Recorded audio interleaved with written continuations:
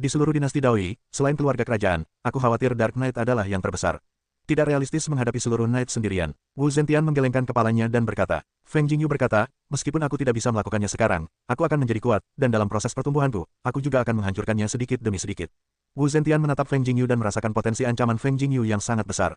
Dengan tingkat pertumbuhan Feng Jingyu saat ini, ia pasti akan memiliki masa depan yang cerah. Mungkin ia bisa melakukannya untuk menghancurkan Dark Knight. Dark Knight selalu menjadi hukuman yang adil. Kau tidak bisa menggeneralisasi seluruh cerita meskipun kau sangat marah atas kecelakaan Luo. Ini hanya masalah internal Knight. Kurasa Tian Pui akan menyelesaikan masalah ini, kata Wu Zentian. Apakah Tian Pui tidak tahu apa yang terjadi di internal Knight? Kenapa dia belum melakukannya? Feng Jingyu terkejut dan mendengus dingin. Wu Zentian berkata, Tian Pui punya ide tentang Tian Kui. Yang bisa kita lakukan adalah percaya pada Tian Kui. Feng Jingyu berkata, alasan aku bergabung dengan Malam Gelap adalah karena aku merasa Malam Gelap itu ada untuk keadilan, tapi sekarang aku meragukannya. Jadi, mulai hari ini, aku akan meninggalkan Malam Gelap. Malam Gelap bukanlah saat kau ingin masuk dan pergi sesuka hatimu. Jika kau meninggalkan malam, kau akan dihukum berat, kata Wu Zentian. Siapa yang akan menghukumku? Kau, angin mengagetkan Yu. Wu Zentian menarik napas dalam-dalam, bukan aku. Jika kau mengumumkan kepergianmu, hukuman dalam kegelapan akan datang kepadamu secara alami. Kalau begitu biarkan mereka datang kepadaku. Tak masalah jika angin mengagetkan Yu. Tahukah kau hukuman malam? Mereka adalah kelompok orang paling berdarah dingin di kegelapan malam. Siapapun yang mengkhianati kegelapan malam akan dihukum oleh mereka. Jika kau bisa menanggung hukuman itu dan tidak mati, kau boleh pergi. Kalau tidak, kau akan mati. Wu Zentian menunjukkan sedikit ketakutan akan hukuman. Feng Jingyu masih acuh tak acuh, aku masih hukuman itu. Mereka ingin datang kepadaku. Itu tergantung pada apakah mereka memiliki kemampuan untuk menghukumku. Selain itu, hidup dan mati saudari Luo Zhen tidak pasti. Aku akan pergi mencarinya. Setelah menemukannya, aku akan membawanya pergi. Kau tidak bisa membawanya pergi, dan dia akan dianggap berkhianat dan dihukum, kata Wu Zentian dengan tenang. Jika aku di sini, aku akan membuatnya menyesal siapapun yang berani menyerang saudari Luo.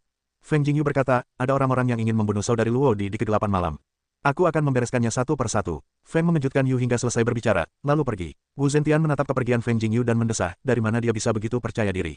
Setelah Feng Jingyu pergi, ia duduk di punggung Azi, lalu pergi ke tempat Luo dan jatuh dari tebing.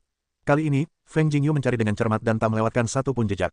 Akhirnya, Feng Jingyu masih menemukan beberapa petunjuk halus. Ada beberapa jejak kaki tersembunyi di dekatnya. Feng Jingyu mencari di sepanjang jejak kaki itu. Namun, jejak kaki itu segera menghilang, dan Feng Jingyu terus mencari, tetapi tetap tidak menemukan apapun. Xiao Bai, apa kau menemukan sesuatu? Tanya Feng Jingyu. Xiao Bai keluar dari ruang penyimpanan, lalu mengendusnya dan berjalan-jalan. Ia tidak menemukan apapun. Aneh sekali, kemana perginya kakak Luo? Feng Jingyu dipenuhi keraguan. Kemudian, Feng Jingyu datang ke sisi Azi dan berkata, Azi, apa kau bisa merasakan napas kakak Luo dan... Azi menggelengkan kepalanya, dan Feng Jingyu juga menggelengkan kepalanya sambil tersenyum pahit. Jika ia bisa merasakannya, ia tidak akan berada di sini sekarang. Karena Luo Zhen belum mati, kau tak perlu terlalu khawatir. Mungkin dia diselamatkan oleh seseorang. Xiao Bai berkata, kau juga harus mempertimbangkannya sendiri sekarang. Sekarang kau telah dikejar oleh berbagai kekuatan, apa yang harus kau lakukan? Feng Jingyu berkata, mereka ingin menangkapku, semudah itu, kan? Sungguh, aku mudah diganggu. Kau baru 3 tingkat master spiritual sekarang. Mereka bisa menghancurkanmu beberapa kali jika mereka keluar secara acak. Kata Xiao Bai. Feng Jingyu berkata, terus kenapa? Mereka ingin menangkapku, aku tak akan membiarkan mereka hidup nyaman. Apa yang ingin kau lakukan? Tanya Xiao Bai. Aku ingin pergi ke Kekaisaran Senki. Lagi pula, aku juga putra mahkota Kekaisaran Senki. Aku akan kembali ke negeri itu. Feng Jingyu menyentuh dagunya dan berkata, perjalanan ke Kekaisaran Senki masih panjang. Bahkan jika mengandalkan Azi untuk terbang, itu akan memakan waktu beberapa bulan. Kata Xiao Bai. Angin mengejutkan Yu dan berkata, jalan ini juga hanya sedikit pengalaman. Feng Jingyu dan Xiao Bai duduk di punggung Azi. Begitu ia terbang ke langit, ia naik ke awan dan berjalan menuju ke Kekaisaran Senki. 3 bulan kemudian, Feng Jingyu telah tiba di perbatasan Istana Beirong, yang berafiliasi dengan Kekaisaran Senki.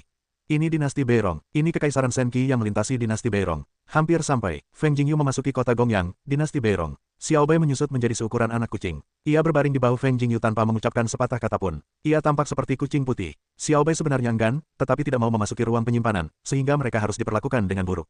Kota Gongyang adalah kota yang relatif besar di era dinasti Beirong. Feng Jingyu pertama kali menemukan sebuah kedai untuk minum. Mereka semua mengatakan bahwa anggur dinasti Beirong enak, jadi Feng Jingyu datang untuk mencicipinya terlebih dahulu. Setelah Feng Jingyu meminta anggur terbaik di kedai, ia menuangkan secangkir anggur. Beberapa dari mereka tertawa dan berkata, bukankah ini anggur susu kuda? Anggur itu berwarna putih susu. Setelah menyesapnya, rasanya sangat mirip dengan anggur susu kuda betina di padang rumput bumi.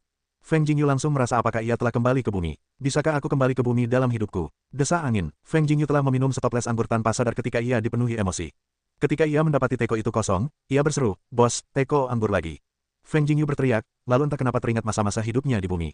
Terkadang ia mengajak beberapa teman untuk bergabung dengannya di kedai barbecue yang lebih murah. Itu adalah percakapan yang begitu bebas dan mudah dengan bosnya. Angin mengejutkan Yu saat memikirkan hal-hal ini, awalnya ia tersenyum getir, lalu bergumam dalam hati, mungkin hari seperti ini takkan pernah terulang. Sang bos membawakan sepoci anggur lagi dan berkata, adik kecil, meskipun anggur ini enak diminum, tak baik minum terlalu banyak. Feng Jingyu mengangguk, lalu tiba-tiba berpikir, kalau aku bukan biksu, tak apa memulai bisnis di dunia ini. Industri catering pasti bagus. Kalau aku memindahkan semua itu dari bumi, banyak orang akan menyukainya. Kenapa aku tak terpikir? Kalau aku memikirkannya lebih awal, aku bisa membantu keluarga Feng membangun industri catering terlebih dahulu. Dengan begitu, keluarga Feng juga bisa berkembang pesat di dinasti Kaisar Tianlong. Feng, Jingyu sedang minum anggur, makan daging, dan mengangguk. Pada saat ini, beberapa pemuda dan pemudi berdebu datang dari jalan. Pemudi itu masuk ke dalam bar, lalu berkata, "Bos, sama-sama." Sepertinya para pemuda dan pemudi ini sering datang ke sini dan akrab. Feng Jingyu sepertinya mendengar suara yang lebih familiar, lalu ia merenung sejenak, lalu menatap ke arah sumber suara. Zhong Lihuo, tarian lonceng Feng Jingyu sedikit terkejut. Pada saat ini, Zhong Lihuo dan Zhong Lihuo juga melihat Feng Jingyu, dan mereka juga terkejut. Ketika mereka berada di Gunung Tiandu, mereka melihat Feng Jingyu dibawa pergi oleh Tian Suzi. Mereka juga tahu bahwa Feng Jingyu telah berlatih dua metode kuno pada saat yang bersamaan. Sekarang diperkirakan mereka telah berlatih metode kuno ketiga. Kedua belah pihak saling memandang seperti ini, Zhong Lihuo tertawa terbahak-bahak dan berkata, "Saudara Feng, lama tidak bertemu, aku tidak menyangka bisa bertemu denganmu di dinasti Beirongku." Zhong Lihuo sangat antusias dengan angin Jingyu di depannya. Feng Jingyu tersenyum tipis, lalu berkata, "Kenapa kau juga di sini?" Zhong Lihuo berkata, "Seharusnya kami yang bertanya, kenapa kau di sini? Apa kau tidak tahu kalau dunia sedang mencarimu sekarang? Mereka ingin membawamu kembali belajar dan melihat bagaimana kau bisa berlatih beberapa metode kuno. Jadi kau ingin aku kembali?" Feng Jingyu terkejut. Zhong Lihuo berkata sambil tersenyum, "Saudara Feng salah paham. Kami hanya kebetulan lewat. Kami tidak mengikuti saudara Feng. Sekarang kau melihatku, kau tidak ingin menangkapku." Feng Jingyu terkejut. Zhong Lihuo berkata, "Tentu saja aku mau. Kenapa kau tidak melakukannya?" Feng Jingyu terkejut. Zhong Lihuo berkata sambil tersenyum, "Saudara Feng bercanda. Aku benar-benar ingin berteman dengan saudara Feng. Meskipun aku juga tertarik dan ingin tahu bagaimana saudara Feng bisa berlatih beberapa metode kuno, itu juga urusan saudara Feng sendiri, dan tidak ada hubungannya denganku." Mendengar ini, Feng Jingyu tersenyum dan berkata, "Pangeran Zhongli adalah orang yang tidak memiliki keinginan atau hawa nafsu." Zhong Lihuo berkata, "Meskipun aku bukan seorang pria terhormat, aku juga bukan penjahat. Aku tidak akan mengambil apa yang bukan milikku. Itulah prinsipku." Feng Jingyu melihat ketulusan di mata Zhong Lihuo, yang sama sekali bukan kebohongan. Feng Jingyu tersenyum dan berkata, "Karena takdir bertemu Pangeran Zhongli di pub, kita duduk dan minum bersama. Itu akan menjadi yang terbaik," kata Zhong Lihuo riang. "Aku tidak tahu kemana Pangeran Zhongli akan pergi." Feng Jingyu bertanya dengan rasa ingin tahu. Zhong Lihuo berkata, "Saudara Feng, jangan panggil aku pangeran. Panggil saja aku saudara Zhongli. Itu tidak terlalu aneh." Feng Jingyu mengangguk sambil tersenyum kecut. Zhong Lihuo berkata, "Kami mendapat kabar bahwa sebuah peninggalan kuno ditemukan di luar kota Taiyuan. Sekarang banyak orang mencari harta karun, jadi kami berencana untuk ikut bersenang-senang." "Peninggalan kuno, apakah itu peninggalan kaisar atau santo?" tanya Feng Jingyu. Ada yang tertarik bertanya, "Saudara Feng, apakah kau tertarik?" Zhongli tersenyum. "Aku tidak ada urusan sekarang, tapi aku bisa berkeliling." Feng Jingyu terkejut dan berkata sambil tersenyum, "Kau ingin menangkap semua orang sekarang, dan kau masih berkeliaran dengan profil tinggi seperti itu. Apa kau tidak takut dibawa pergi?" Zhongli menari dan bersenandung. Feng Jingyu berkata, "Jika kau takut padaku, kau tidak akan datang. Jika kau ingin aku bersembunyi seumur hidupku, itu bukan gayaku. Siapapun yang ingin menangkapku akan datang selama mereka tidak takut mati." Nadanya sangat keras, "Kau bisa dihancurkan sampai mati oleh Lingzong manapun." Zhongli menari dengan jijik. Feng Jingyu terkejut dan berkata, "Apakah kau pikir Lingzong berkeliaran di mana-mana?" Zhongli bersenandung dari gas tarian, lalu menoleh ke satu sisi, mengabaikan Feng Jingyu. Saudara Feng memiliki keberanian dan pemahaman yang luar biasa, dan Zhongli mengaguminya. Namun, saudara Feng harus berhati-hati. Banyak orang iri dengan rahasianya. Zhong Lihuo berkata, "Seperti yang kita semua tahu, mulai sekarang, setiap orang hanya dapat mempraktikkan Dharma kuno dengan atribut yang sama.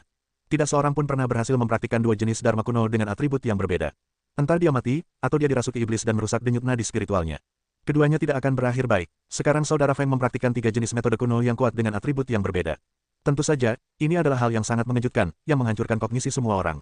Di dunia ini, siapa yang tidak ingin mempraktikkan beberapa metode kuno dengan atribut yang berbeda secara bersamaan, jadi saudara Feng sekarang dalam bahaya. Karena mereka sangat iri, mengapa kau tidak berencana untuk melawanku, saudara Zhongli?" Feng Jingyu bertanya, "Sekarang aku tidak memiliki guruku di sekitarku, dan aku berada di Kekaisaran Beirong. Jika saudara Zhongli ingin memulai, aku tidak bisa melarikan diri." Zhong Lihuo berkata, "Saya benar-benar ingin tahu cara mempraktikkan lebih dari dua metode kuno, tetapi saya juga tahu kata moralitas. Sudah takdir saya bahwa saya tidak dapat mempraktikkan dua metode kuno itu. Saya tidak bisa memaksakan beberapa hal." Petik 2. Saya pikir saudara Zhongli, Anda dapat menyembah agama Buddha. Angin mengejutkan Yu. Agama Buddha, apakah masih ada pintu seperti itu di dunia saat ini? Zhong Lihuo ragu. Angin mengejutkan Yu tersenyum, berkata, "Saya mengatakannya dengan santai." Setelah itu, Feng Jingyu, Zhong Lihuo, dan Zhong Liu minum seteguk anggur, dan mereka berangkat bersama untuk melanjutkan perjalanan ke kota Taiyuan. Dulu, kota Gongyang adalah kota Taiyuan. Sekarang reruntuhan di luar kota Taiyuan tersebar di seluruh dinasti Beirong. Beberapa pengikut dinasti Beirong dan beberapa anggota keluarga besar bergegas ke reruntuhan kota Taiyuan untuk mencari harta karun. Konon, ini adalah situs kaisar. Dahulu pernah terjadi perang besar di sini, dan masih ada jejak pertempuran di sana. Zhong Lihuo berdiri di luar situs dan berkata, "Situs ini terletak di pegunungan di luar kota Taiyuan. Ada sebuah gerbang batu. Gerbang batu itu sekarang telah hancur. Setelah masuk melalui gerbang batu, terbentanglah dunia yang luas. Feng Jingyu, Zhong Lihuo, dan Zhong Liu memasuki gerbang batu dan melewati sebuah lorong seperti ngarai, dan pandangan di depan mereka pun melebar. Dunia yang luas sekali, ini pasti sebuah keluarga kuno yang dipimpin oleh seorang kaisar, tebak Feng Jingyu. Menurut informasi yang diperoleh sebelumnya, memang sebuah keluarga kuno, tetapi tidak jelas keluarga kerajaan mana itu, kata Zhong Lihuo. Para kaisar yang muncul di dinasti Beirong tidak banyak mengenal mereka. Ketika kita membandingkan mereka, kita akan tahu kaisar yang mana, kata Zhong Li. Feng Jingyu melihat banyak sosok sedang mencari harta karun di reruntuhan, termasuk biksu muda dan biksu parubaya. Situs kaisar masih sangat menarik bagi para biksu di bawah kaisar. Saudara Zhong Li, saya akan berkeliling sendiri dan berpamitan dulu. Angin mengejutkan Yu Bao Kuandao. Saudara Feng, silakan saja, kata Zhong Li Huo sambil tersenyum tipis. Feng Jingyu segera pergi, Zhong Li menari dengan tidak puas, orang ini benar-benar tidak berbicara tentang kebenaran, kesini ingin makan sendirian.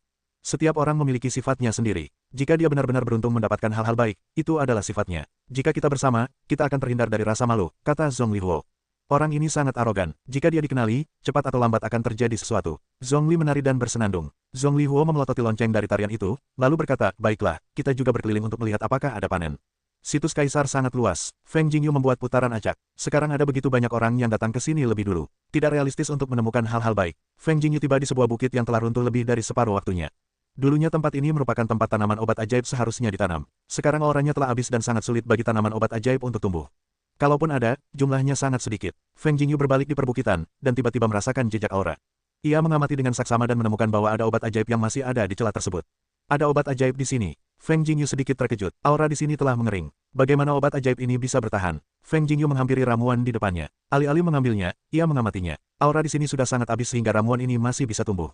Apakah obat ajaib ini berbeda? Feng Jingyu bertanya dengan ragu. Pertumbuhan ramuan ini pasti memiliki aura. Hampir tidak ada aura di udara, tetapi ramuan ini bisa tumbuh, menunjukkan bahwa pasti ada aura di bawah tanah, kata Xiao Bai. Feng Jingyu menyentuh dagunya dan mengangguk, sepertinya ada beberapa masalah, gali tanah di bawah untuk melihatnya. Feng Jingyu mulai menggali di dekat obat ajaib. Setelah menggali sekitar 30 cm, ia merasakan aura meluap dari tanah. Begitu matanya menyala, Feng Jingyu mengambil segenggam tanah dan bertanya, apakah ada aura di tanah ini?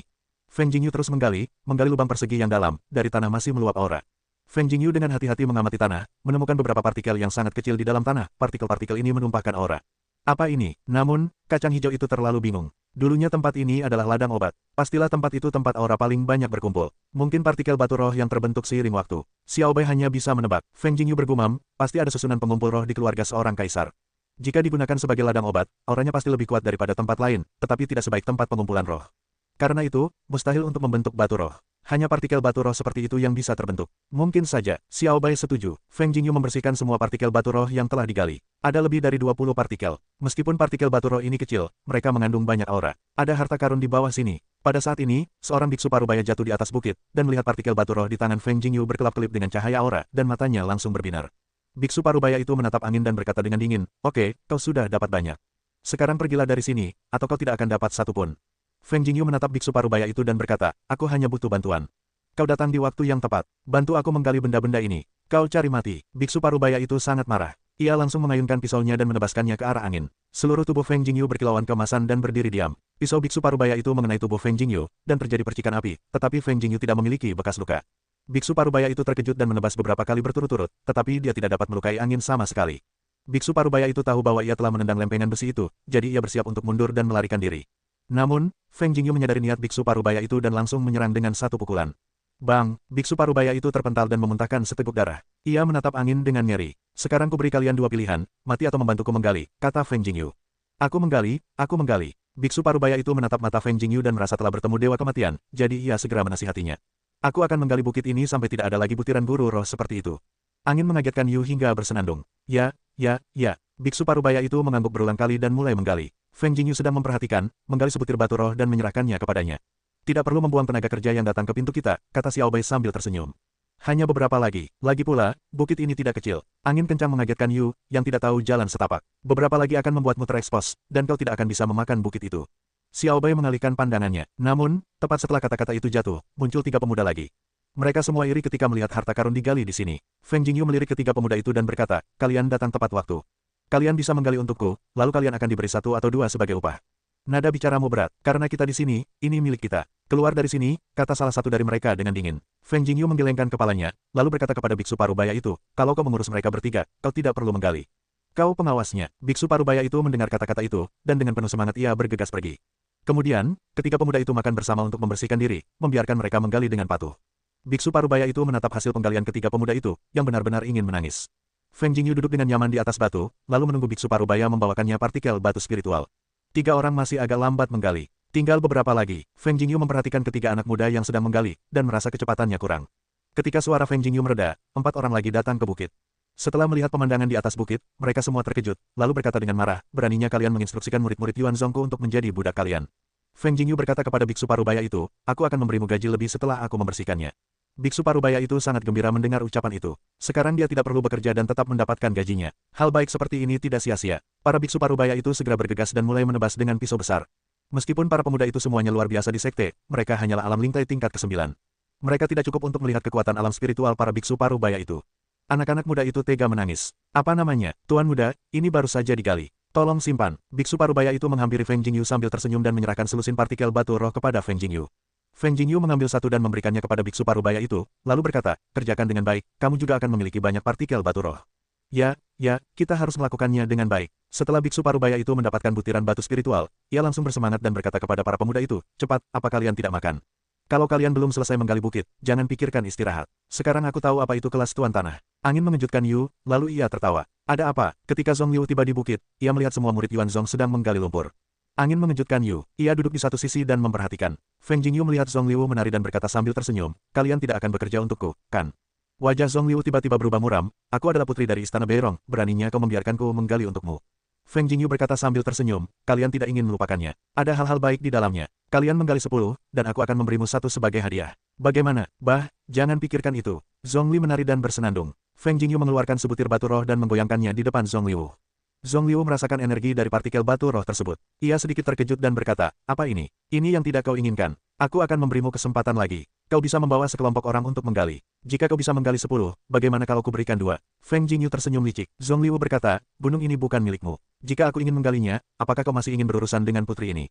Gunung ini milikku sekarang. Jika aku tidak membiarkan orang menggalinya, aku tidak bisa menggalinya. Feng Jingyu berkata, kau terlalu sombong. Kapan gunung ini akan menjadi milikmu? Aku ingin menggalinya. Aku akan melihat bagaimana kau bisa berurusan dengan putri ini. Saat itu tiba, kamu akan terekspos selama aku berteriak. Zhong Li mengancam. Wajah Feng Jingyu tampak acuh tak acuh. Bagus, teriak-teriaklah. Asal kau teriak-teriak, aku pasti akan menarikmu ke belakang. Kau terlihat sangat tampan. Jika kau bisa bersenang-senang sebelum mati, kau akan jadi hantu. Zhong Li menari dengan marah, kau orang tak tahu malu, beraninya kau. Kalau berani, aku yang akan melakukannya. Angin mengagetkan Yu. Jam dari gas tarian bergetar hebat. Feng Jingyu melihat jam dari dada tarian. Tersenyum, jangan goyang, mataku gemetar. Zhong Li menari memegangi dadanya dan berteriak marah. Wajahnya seperti ingin membunuh. Tunggu aku akan memintamu berlutut dan memohon ampun. Aku sangat takut. Angin mengagetkan Yu dengan senyum bercanda. Zhong Li menari sangat marah hingga wajahnya memucat. Dia berbalik dan pergi. Dia berkata dengan marah, jika aku tidak membiarkanmu berlutut dan memohon ampun, aku bukan putri dinasti Beirong. Zhong Li meninggalkan tempat itu dan berteriak, siapa yang mau membantuku membereskan bajingan ini? Aku akan memberinya 100.000 emas dan senjata setingkat Lingsong. Suara tarian Zhong Li terus terngiang di reruntuhan. Banyak orang yang mencari harta karun di reruntuhan telah mendengarnya. Mereka semua terkejut, dan kemudian tertarik dengan manfaat tarian tersebut. Setelah beberapa saat, lebih dari selusin orang datang untuk melihat tarian Zhong Li. Tari Zhong Li berkata, selama kau bisa membereskannya untukku, aku akan memenuhi janjiku. Yang mulia, tenang saja, kami akan melakukan apapun yang kau inginkan. Seorang pemuda menepuk dadanya. Ada seorang pria di bukit itu yang sangat menyebalkan. Jika kau membawanya ke pangkuanku dan memintanya untuk memohon belas kasihan, kau bisa menyelesaikan tugas ini, kata Zhong Li. Sederhana saja, putri. Tunggu di sini. Kami akan datang saat kami pergi. Lebih dari 10 orang bergegas ke bukit, lonceng dari mulut tarian menyebarkan secercah senyum bangga, berkata, sebentar lagi, kau akan memberikan putri ini untuk memohon belas kasihan. Namun, lonceng dari tarian itu berada di tempatnya untuk waktu yang lama, juga tidak melihat orang-orang itu akan menurunkan Jingyu, adalah wajah keraguan, sudah lama sekali tidak turun.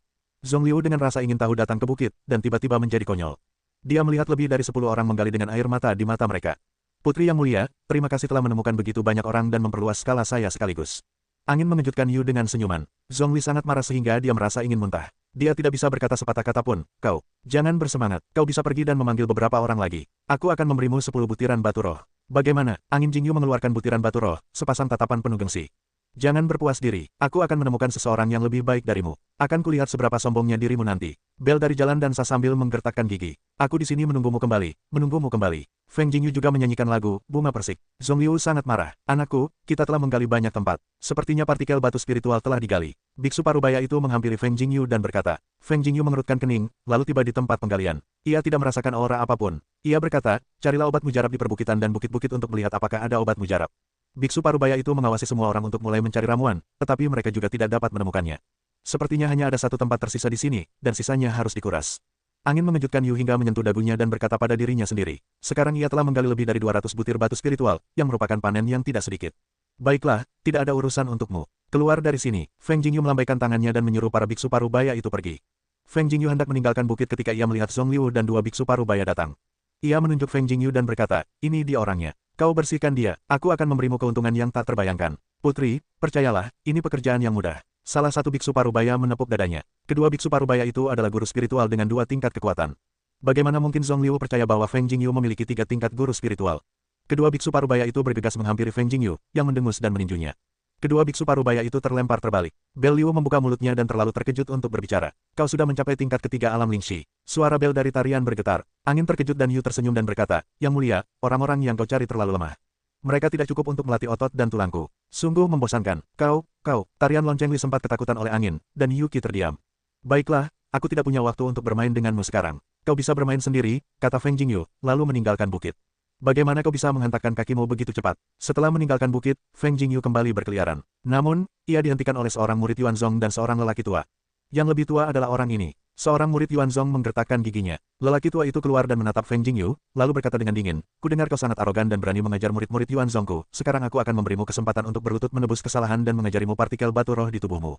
Aku bisa menyelamatkanmu dari kematian. Feng Jingyu menatap lelaki tua itu dengan tatapan tajam dan mencibir, Pak tua, kau bisa membuatku berlutut. Itu keahlianmu. Aku akui itu. Kalau tidak, kalian semua akan tamat hari ini. Aku tidak terlalu tua, tapi aku juga tidak terlalu muda. Lelaki tua itu sangat marah, dan auranya memancar keluar. Dia telah mencapai tingkat ketiga alam batu roh dan menerjang ke arah Feng Jingyu. Kupikir seberapa hebat aku. Berlututlah. Feng Jingyu terkejut, semburan aura mendominasi memancar keluar. Tubuh lelaki tua itu tiba-tiba terasa berat, wajahnya tiba-tiba berubah. Sebelum ia tersadar, Feng Jingyu bertepuk tangan lagi. Aura agung memancar keluar dan membentuk telapak tangan yang besar. Tekanan yang kuat membuat lutut lelaki tua itu tak bisa diluruskan. Berlututlah. Feng Jingyu mengejutkan Yu, auranya memancar keluar, sangat mendominasi. Bang, lutut lelaki tua itu langsung menghantam tanah hancur berkeping-keping. Murid-murid Yuan Zong terkejut dan pucat pasi. Wajah tetua Yuan Zong juga jauh lebih buruk, bahkan lebih malu. Di depan begitu banyak murid, ia dipukuli hingga berlutut oleh seorang pemuda. Ia meraung ingin berguling, tetapi ditahan oleh Feng Jingyu, dan tak berdaya. Feng Jingyu mengagetkan Yu hingga bersenandung, lalu menekannya lagi dengan kuat, menghantam tubuh lelaki tua itu. Lelaki tua itu terengah-engah dan menyemburkan seteguk darah. Feng Jingyu menahan napas, lalu berjalan ke arah lelaki tua itu dan berkata, jangan menindas anak-anak sembarangan di masa depan, mengerti? Wajah lelaki tua itu pucat pasi dan hatinya dipenuhi rasa malu. Ia tak kuasa menahan diri untuk memuntahkan seteguk darah lagi. Kau, aku sudah tua, dan aku masih sangat marah. Aku akan kembali dan minum Wang Laoji untuk meredakan amarahmu. Kalau tidak, kau akan mengalami pendarahan otak dan mati. Feng Jingyu mengagetkan Yu dan mendengus. Lelaki tua itu sangat marah hingga ia ingin mati. Feng Jingyu melirik beberapa murid Yuan Zong. Semua murid yang terdaftar ketakutan, mata mereka mengelak dan mereka tidak berani menatap Feng Jingyu.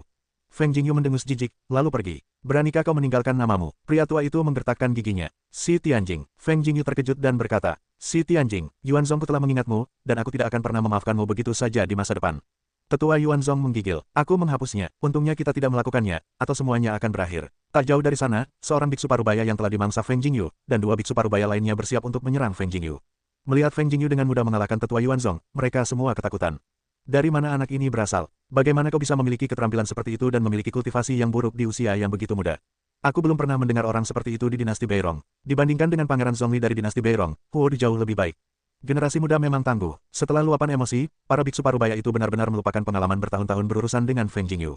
Lebih baik tidak mencari masalah. Feng Jingyu datang ke kelompok istana, di mana ada banyak orang yang mencari harta karun, banyak ambang pintu istana akan diinjak-injak. Feng Jingyu tidak berharap menemukan harta karun di sini. Ia hanya datang ke sini untuk melihat-lihat. Jika ia bisa menemukan kebocorannya, akan lebih baik. Feng Jingyu melewati sebuah istana dengan satu istana, yang berantakan dan hampir terbalik. Ada iblis yang datang ke desa. Feng Jingyu mengagetkan Yu sambil tersenyum. Ketika Feng Jingyu mengagetkan Yu untuk berkeliaran tanpa tujuan, ia bertemu Zhong Lihuo secara kebetulan. Zhong Lihuo menyapanya dan berkata, Saudara Feng, kau bisa mendapatkan panen. Sedikit, Saudara Zhongli seharusnya menemukan banyak hal baik. Feng Jingyu mengagetkan Yu sambil tersenyum. Zhong Lihuo berkata, ada gerbang batu yang tidak bisa dibuka. Apakah Saudara Feng tertarik? Bagus. Feng Jingyu mengagetkan Yu sambil tersenyum. Zhong Lihuo datang ke gerbang batu bersama Feng Jingyu. Zhong Lihuo berkata, tidak ada mekanisme di luar gerbang batu. Jika kau ingin membukanya, kau hanya bisa mengandalkan kekuatan. Namun, aku sudah mencoba beberapa kali, tetapi aku masih tidak bisa membukanya dengan kekuatanku. Jika kita bergandengan tangan, kita masih punya harapan besar. Feng Jingyu menyentuh gerbang batu itu. Ada beberapa tanda di gerbang batu itu, yang seharusnya dibuat oleh Zhong Lihuo tadi. Coba saja, Yu yang terkejut mengangguk. Kemudian, keduanya menjalankan aura secara bersamaan. Feng Jingyu mendesak, Bati Jue. Ketika kekuatannya mencapai batas, ia meninju gerbang batu itu. Zhong Lihuo juga menyerang bersamaan, dengan tinjunya, mencapai kekuatan tertinggi. Boom, kedua pria itu menembak bersamaan, membombardir gerbang batu itu meraung, tetapi masih belum hancur. Datang lagi, angin mengejutkan Yu hingga ia berteriak. Kemudian, Tianlei Jue, Tianhuang Jue, dan Bati Jue diaktifkan secara bersamaan. Ketiga jenis napas itu meledak, dan aura tinju Feng Jingyu yang menggelegar, mendominasi, dan sunyi memadat, yang sangat mengerikan. Ketika Zhong Lihuo melihat pemandangan ini, ia terkejut. Kemudian ia berkonsentrasi pada pengoperasian Dharma kuno, yang juga merupakan ledakan keheningan, dan kemudian keduanya bergerak bersamaan lagi. Boom, kekuatan tinju Feng Jingyu sangat mengerikan, dan kekuatan guntur menyelimuti seluruh gerbang batu. Gas tandus mengikis gerbang batu dan membombardir gerbang batu dengan kekuatan yang mendominasi. Klik, di bawah aksi beberapa kekuatan secara bersamaan, retakan muncul di potongan melintang, lalu mulai retak, dan akhirnya pecah terbuka. Zhong Lihuo Daksi berkata, saudara Feng pergi seperti yang diharapkan, gerbang batu yang begitu tebal telah dirusak olehmu. Tidak semudah itu tanpa bantuan saudara Zhong Li. Feng mengejutkan Yu, berkata dengan rendah hati. Feng Jingyu berkata, lalu berjalan menuju gerbang batu. Ruangan itu tampak seperti gudang dengan banyak lemari dan rangka kayu, tetapi kosong. Sepertinya kita sibuk sia-sia. Zhong Lihuo menatap gudang yang bahkan tikus pun tak bertuan itu, berkata dengan wajah tak berdaya. Angin mengejutkan Yu yang acuh tak acuh hingga tersenyum, lalu berbalik di gudang dan membuka beberapa lemari, di dalamnya benar-benar kosong. Namun, Feng Jingyu tiba-tiba melihat sehelai kain abu-abu di dalam lemari dengan sudut terbuka. Setelah Feng Jingyu menghampiri dan membuka lemari itu, ia melihat ada sehelai kain seukuran telapak tangan di dalam lemari, yang seharusnya sudah robek. Feng Jingyu mengambil kain seukuran telapak tangan itu dan melihatnya. Ada tulisan di atasnya, meskipun hanya beberapa kata, Feng Jingyu terkejut. Sayap kondensasi dan gasifikasi. Angin mengejutkan Yu. Ada beberapa kata di kain abu-abu itu, yang paling menarik perhatian adalah sayap kondensasi dan gasifikasi. Selain itu, 10 kata sisanya membahas cara memadatkan dan menguapkan sayap. Hanya saja, selusin kata lainnya tidak banyak gunanya. Bisakah kau benar-benar memadatkan sayap? Win Jingyu bertanya dengan ragu. Xiao Bei berkata, aku tidak tahu banyak tentang sayap yang mengembun dan menguap, tapi aku tahu metode rahasia. Kau bisa mencangkok sepasang sayap dari makhluk roh terbang, tapi kau bisa terbang. Tapi tingkat keberhasilannya terlalu rendah, dan kau akan kehilangan nyawamu. Dan rahasianya, Win mengejutkan alam semesta. Aku tidak tahu apakah manusia punya metode rahasia seperti itu. Xiao Bei berkata, binatang roh dan manusia itu sama. Kecuali untuk binatang roh terbang, binatang roh lainnya kurang dari kekuatan tingkat kelima, Ken tidak bisa terbang. Jadi, agar bisa terbang di bawah tingkat kelima, kami mengembangkan metode rahasia untuk mencangkokkan kemampuan binatang roh terbang ke binatang roh darat. Bagaimana cara mencangkoknya? Tanya Feng Jingyu. Kau harus membunuh binatang roh terbang, dan binatang roh terbang itu sangat penting. Ia menentukan kecepatannya setelah ia bisa terbang. Xiao Bei berkata, setelah membunuh binatang roh, darah esensi binatang roh terbang diekstraksi dengan metode khusus, lalu jiwa binatang roh terbang dilucuti. Akhirnya, esensi darah dan jiwa binatang roh terbang diintegrasikan ke dalam tubuh dengan tulang-tulang sayap. Jika kau berhasil menyatu dan berubah menjadi sepasang sayap jiwa, kau bisa menjelajahi angkasa, tetapi jika gagal, kau akan mengkhawatirkan nyawamu. Karena itu, bahkan makhluk roh pun tidak akan mudah menggunakan metode rahasia ini. Jadi, kau tahu rahasianya? Tanya Feng Jingyu. Aku tidak akan tahu. Jika aku sendiri yang membuat sepasang sayap, aku akan menyelamatkan banyak hal. Xiao Bei mengalihkan pandangannya. Feng Jingyu bertanya, tahukah kau siapa yang tahu metode rahasia ini? Xiao Bei berkata, konon, beberapa ahli pengendalian hewan juga bisa melakukannya. Aku tidak tahu apakah itu benar. Feng Jingyu melihat kain di tangannya, lalu dengan hati-hati menyimpannya dan berkata, kita harus menemukan cara untuk menemukan metode rahasia seperti itu. Jika kita bisa terbang, itu akan jauh lebih mudah. Kau bisa menemukannya. Mungkin kau bisa menemukannya, kata Xiao Bei. Bisakah kau mempelajarinya sendiri? Tanya Feng Jingyu. Jika kau mati, kau akan mati. Xiao Bei berkata. Feng Jingyu terus menggeledah kotak-kotak itu, atau mencari petunjuk lain. Hasilnya, semua kotak kosong. Pikirkan cara lain, kata Feng Jingyu tanpa daya. Setelah Feng Jingyu keluar dari gerbang batu, ia bertanya kepada Zhong Lihuo, saudara Zhong Li, kota manakah yang merupakan tempat terpenting bagi para pengendali binatang buas di dinasti Beirong? Di kota Jiuyuan, terdapat persatuan para ahli binatang, dan kebanyakan dari mereka berada di kota Jiuyuan. Zhong Lihuo berkata, petik 2, terima kasih banyak. Feng Jingyu mengejutkan Yu Bao Kuandao. Saudara Feng, apakah kau menginginkan binatang buas? Zhong Lihuo berkata sambil menatap bahu Feng Jingyu yang telah berbaring malas, tidak dapat melihat apa itu binatang buas. Feng Jingyu mengikuti pandangan Zhong Lihuo dan menatap Xiao Bei, lalu berkata, ya, aku ingin mengubah binatang buas. Binatang roh itu telah kehilangan uang dan malas serta tidak mampu membelinya kembali. Zhong Lihuo berkata sambil tersenyum, kota Jiuyuan punya master pengendali binatang tingkat 4. Dia seharusnya bisa sesekali bertemu dengan binatang roh yang disukai saudara Feng. Lalu kalian bisa berkeliling bersama. Aku sudah lama tidak ke kota Jiuyuan. Angin mengejutkan Yue Bet, lalu berbalik dan tersenyum, bisa juga. Di kota Jiuyuan, selain persatuan master binatang buas, asosiasi pemurni senjata juga ada di kota Jiuyuan. Kurasa saudara Feng tidak punya senjata sendiri, tapi dia bisa pergi dan melihatnya, kata Zhong Lihuo. Feng Jingyu berkata, membuat senjata terlalu mahal. Lebih baik aku pakai senjataku sekarang. Senjata itu sangat berguna. Saudara Feng bercanda. Kalau saudara Feng benar-benar menginginkan senjata, dia bisa menyediakan setengah dari bahannya. Aku bisa membayar sisa bahan dan biaya pembuatan senjata, meskipun itu untuk saudara Feng. Zhong Lihuo berkata dengan sangat murah hati. Feng Jingyu terkejut dan menatap Zhong Lihuo dengan heran, lalu berkata, tidak ada jasa yang tidak diterima lu. Sebagai pangeran dinasti Beirong, aku mampu, kata Zhong Lihuo hauki.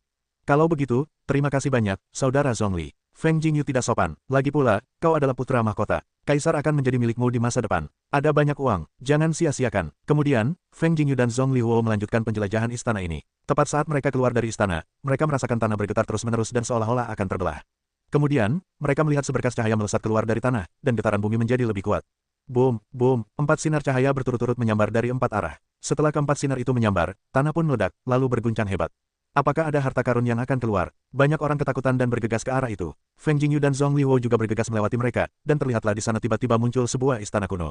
Apakah ada istana tersembunyi di sini? Istana ini tersembunyi. Pasti ada sesuatu yang baik di dalamnya. Feng Jingyu melihat ada darah di tanah. Seharusnya seseorang menyentuh penghalang di sini dan terbunuh oleh penghalang tersebut. Pada saat yang sama, penghalang tersebut mengaktifkan penghalang di sini dan membuat istana muncul di sini. Setelah istana muncul, banyak orang yang matanya berbinar-binar, tak sabar untuk segera masuk. Namun, mereka juga sangat khawatir apakah ada mesin pembunuh di istana. Jika mereka menjadi burung terkemuka, mereka akan dianiaya. Feng Jingyu dan Zhong Lihuo saling berpandangan. Mereka mengangguk dan berjalan menuju istana bersama, tidak ada mesin pembunuh di sekitar istana. Mereka memasuki istana dengan mudah. Yang lain bergegas ke istana setelah melihat pemandangan ini. Setelah Feng Jingyu dan Zhong Lihuo memasuki istana, kemegahan istana langsung membuat mereka takjub. Ini aula utama kaisar, kata Zhong Lihuo. Feng Jingyu berkata, kita lebih cepat, carilah rumah harta karun kaisar.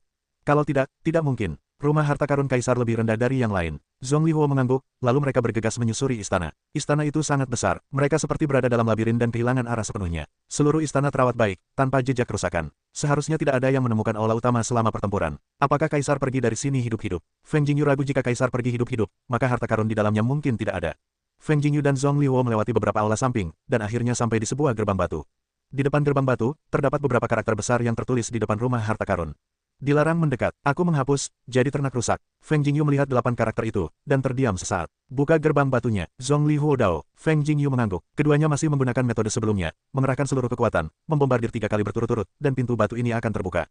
Setelah gerbang batu terbuka, Feng Jingyu bergegas masuk lebih dulu. Itu memang sebuah gudang harta karun, tetapi isinya hampir habis. Sepertinya telah dirampok. Feng Jingyu memandangi senjata-senjata itu dan merasa sangat kesepian. Kemudian, ia mulai mencari-cari. Ia ingin menemukan metode rahasia untuk mengembunkan dan menggasifikasi sayap. Zhong Lihuo tidak dapat melihat jalan Feng Jingyu. Senjata spiritual di depannya tidak mau, tetapi ia terus mencari-cari. Apa yang dicarinya? Feng Jingyu hampir menggeledah semua lemari, tetapi tetap tidak menemukan apapun, hanya menemukan beberapa botol pil. Sisui dan Seng Gudan. Feng Jingyu melihat catatan kecil di luar botol pil, lalu membuka tutupnya dan melihatnya. Ada 5 pil di setiap botol. Feng Jingyu membagi pil itu menjadi 2 bagian, lalu membaginya ke dalam 2 botol, setengahnya diberikan kepada Zhong Lihuo. Zhong Lihuo mengambil botol itu dan berkata, dan Yao, Sisui dan Seng Gudan, kata Feng Jingyu. Zhong Lihuo sedikit terkejut ketika mendengar kata-kata itu dan berkata, pil tingkat tinggi seperti itu. Mengonsumsi Sisui dan dapat mengeruk tulang, otot, dan pembuluh darah seluruh tubuh, yang sangat bermanfaat bagi tubuh. Seng Gudan adalah obat ajaib untuk menyembuhkan luka. Bahkan jika tulang patah, Anda dapat pulih dengan cepat dengan mengonsumsi Seng Gudan. Sambil mendengarkan, Feng Jingyu terus mencari apa yang diinginkannya. Tiba-tiba ia mengangkat kelopak matanya dan melihat sebuah lukisan tergantung di dinding. Di dalam lukisan itu, terdapat seorang wanita dengan sepasang sayap di belakangnya. Ia tampak anggun dan seolah menari di udara. Feng Jingyu segera menurunkan lukisan itu dan mengamatinya dengan saksama. Kemudian ia melihat beberapa baris karakter kecil di lukisan itu, yang mencatat metode pemadatan sayap. Setelah melihat ini, Feng Jingyu tiba-tiba menyadari bahwa jika ia ingin memadatkan dan menguapkan sayap, ia harus memiliki aura yang sangat tebal sebagai penopang, karena aura itulah yang dikonsumsi oleh sayap yang mengembun dan menguap. Feng Jingyu menyimpan lukisan itu dan berencana untuk mempelajarinya lagi setelah pergi dari sini. Setelah Feng Jingyu mendapatkan apa yang diinginkannya, ia merasa lega dan mulai memperhatikan senjata-senjata itu.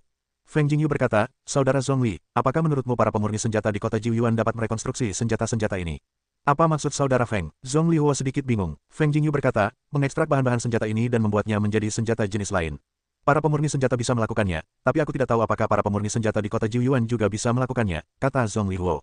Feng Jingyu berkata, harganya juga pasti lebih mahal. Memurnikan peralatan adalah barang mewah. Zhong Lihuo berkata, Feng Jingyu memandangi senjata-senjata di depannya dan berkata, Kaisar istana ini pasti masih hidup, kalau tidak, tidak akan ada barang sekecil ini yang tersisa di sini. Singkirkan barang-barang ini dan pergilah. Tidak ada yang bisa ditemukan di sini. Zhong Lihuo mengangguk dan berkata, Saudara Feng, akan ada pertemuan besar 3 bulan lagi. Apakah kau tertarik? Acara besar? Acara apa? Feng Jingyu bertanya dengan rasa ingin tahu. Apakah kau tahu keluarga 7 kiamat? Tanya Zhong Lihuo. 7 keluarga kuno. Ya, acara akbar 3 bulan lagi akan diselenggarakan oleh keluarga Qin, salah satu dari 7 keluarga. Keluarga Qin adalah kepala dari 7 keluarga kuno. Qin Tian, leluhur keluarga Qin, juga merupakan dewa roh yang dihormati. Jika tidak ada Qin Tian, manusia tidak akan tahu kapan mereka akan bisa keluar dari zaman kegelapan. Zhong Lihuo berkata, kali ini, keluarga Qin yang menyelenggarakan acara akbar ini. Konon, para talenta muda dari seluruh benua kiamat akan diundang. Bahkan ada orang-orang dari pihak binatang roh. Apa hubungannya denganku? Aku tidak mendapat undangan. Angin mengejutkan Yu, tetapi ia tidak mendapat undangan. Semuanya serba ada, kata Zhong Lihuo. Ada 2 tempat untuk setiap istana kekaisaran, 4 tempat untuk setiap kekaisaran, dan 2 tempat untuk Kaisar Beirong. Jika saudara Feng ingin pergi, aku bisa memberinya jatah untuk tarian kecil itu. Tuan-tuan tidak memenangkan hati orang. Kurasa Putri Beiwu juga ingin pergi. Aku akan mencoba mencari cara untuk acara akbar ini, kata Feng Jingyu. Zhong Lihuo berkata, Saudara Feng, untuk menarik lebih banyak talenta, keluarga Qin juga telah membuat aturan. Jika seseorang mengalahkan seseorang yang memiliki undangan di ranah yang sama, ia dapat menggantikannya. Ternyata ada operasi semacam itu, jadi tidak perlu khawatir tentang undangannya. Feng Jingyu tersenyum dan mengejutkan Yu. Dengan kemampuan saudara Feng, jika kau ingin menantang lawan di level yang sama, tentu saja tidak masalah. Zhong Lihuo menjauh dari Huo. Mereka keluar dari rumah harta karun dan menemukan Zhong Liu. Zhong Lihuo memberitahu Zhong Liu bahwa ia akan pergi ke kota Jiuyuan, dan Zhong Liu setuju untuk pergi bersama. Ketiganya meninggalkan tempat itu dan langsung menuju kota Jiuyuan. Kota Jiuyuan agak jauh dari kota Taiyuan. Feng Jingyu meminta Azi untuk mengantar mereka. Hanya butuh 1 hari untuk sampai ke kota Jiuyuan. Kota Jiuyuan adalah salah satu kota tersibuk di dinasti Beirong. Terutama karena persatuan para ahli pengendali hewan dan asosiasi peralatan pemurnian berkumpul di sini, sehingga akan ada aliran bakat yang tak ada habisnya di sini. Kota Jiuyuan mirip dengan kota Heishui. Lebih ramai. Angin mengejutkan Yu dalam hati yang terdalam. Asosiasi itu adalah peleburan angin, kata Zhong Lihuo. 3 anak buah Feng Jingyu memasuki asosiasi peleburan. Zhong Lihuo mengeluarkan sebuah token dan segera mendapatkan sambutan hangat dari asosiasi. Yang mulia, ini Si Yuan, presiden cabang kami. Seorang wanita membawa seorang pria tua yang kuat. Si Yuan memeluk Zhong Lihuo dan Zhong Li dan berkata, saya telah bertemu Yang Mulia, Putri Beiwu. Silakan duduk, Presiden. Zhong Lihuo tersenyum. Si Yuan duduk dan berkata, tidakkah Anda tahu bahwa putra mahkota ingin memurnikan peralatan? Teman saya ingin menyempurnakan peralatan. Saya juga menemaninya bermain. Zhong Lihuo tersenyum. Ia tidak tahu apa yang diinginkannya, tetapi kemudian ia terkejut dengan apa yang diinginkannya. Feng Jingyu berkata, Presiden Si Yuan, saya ingin tahu apakah asosiasi pemurni senjata dapat membongkar senjata-senjata ini dan memurnikannya menjadi senjata yang saya butuhkan. Feng Jingyu mengeluarkan setumpuk senjata. Tingkat tertinggi adalah tingkat Lingwu, dan tingkat terendah adalah tingkat Lingtai. Si Yuan tercengang ketika melihat senjata-senjata ini. Orang biasa tidak dapat mengeluarkannya. Saat ini, senjata yang bisa saya sempurnakan hanya setingkat Lingwu. Membongkar senjata tidak masalah, tetapi ada beberapa masalah, kata Ishihara. Feng Jingyu berkata, jika Presiden dapat membuat senjata yang saya butuhkan sesuai dengan kebutuhan saya dapat membayar 500.000 emas, bagaimana? 500.000 emas. Ishihara sedikit terkejut karena 500.000 emas tidak bisa dikeluarkan begitu saja. Si Yuan menatap Feng Jingyu, lalu berkata, aku tidak tahu senjata apa yang ingin adikku sempurnakan. Sempurnakan saja sesuai ini. Feng Jingyu mengeluarkan sebuah gambar terlebih dahulu dan menyerahkannya kepada Si Yuan. Si Yuan melihat bentuk senjata pada gambar itu, menyentuh dagunya, dan mengerutkan kening, berani bertanya, senjata apa ini? Namanya busur silang Suge. Ini sejenis busur silang, dapat menembakkan beberapa busur silang dan anak panah secara berurutan. Sangat kuat jika dikombinasikan dengan aura, kata Feng Jingyu. Feng Jingyu pernah melihat kelas senjata umum benua Tianqi. Meskipun ada busur silang di atasnya, semua busur silang hanya dapat menembakkan satu anak panah pada satu waktu, tetapi Zhuge Lianu tidak melihatnya. Oleh karena itu, Si Yuan akan lebih terkejut melihat busur silang ini, karena dia belum pernah melihat busur silang seperti itu. Berapa banyak ketapel yang bisa kau tembakkan sekaligus? Ishihara sedikit terkejut. Jangankan Si Yuan, bahkan Zhong Lihuo pun terkejut dan berkata, Kakak Feng, apa yang kau katakan itu benar. Tentu saja, kau akan tahu kalau sudah dibuat. Angin mengejutkan Yu. Aku tidak tahu dari mana aku mendapatkan gambar ini, kata Ishihara. Ini lukisanku sendiri. Jangan ragukan kekuatan busur silang ini. Kau bisa menyempurnakannya sesuai petunjuk di atas. Syaratku adalah membuat senjata roh tingkat seni bela diri roh. Feng Jingyu berkata, jika busur silang ini bisa digunakan untuk menembakkan beberapa busur silang sekaligus, seperti yang dikatakan adikku, aku tidak akan menerimanya. Kata Ishihara, apa kau mencoba membeli hak patenku? Aku khawatir 50 tidak cukup. Feng Jingyu bertanya. Si Yuan mengerutkan kening dan berkata, apa maksudmu, adik? Aku yang mengembangkan busur silang ini. Kau tidak bisa menyempurnakannya tanpa izinku. Kecuali kau membeli hak patenku, aku bisa memberikannya padamu. Feng Jingyu berkata, aku akan membeli paten saudara Feng dan menanyakan harganya. Zhong Lihuo langsung berbicara. Si Yuan tertegun, lalu menatap Si Yuan dan berkata, kalau sudah waktunya, aku juga harus merepotkan Presiden Si Yuan untuk memperbaikinya.